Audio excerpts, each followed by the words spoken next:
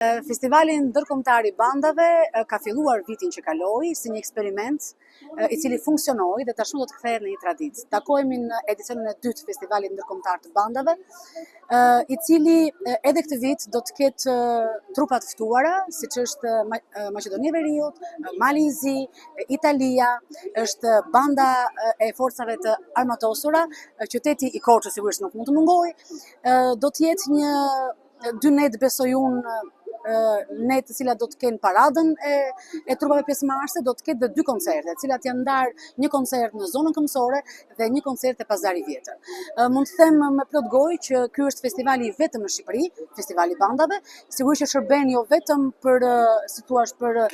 për festivalet e verës që ne kemi për turizmin, por është dhe një festival i cili shërben sidomos instrumentave të frymës, cilat janë drejt zhdukjes në Korçë, por dhe në gjithë Shqipërinë, kështu që ky festival do të shërbejë për të nxitur dhe të rinjt, për të marrë sa më shumë me këto instrumenta dhe pse jo të mos ketë vetëm në Korçë, por të ketë në gjithë Shqipërinë festivale të tilla.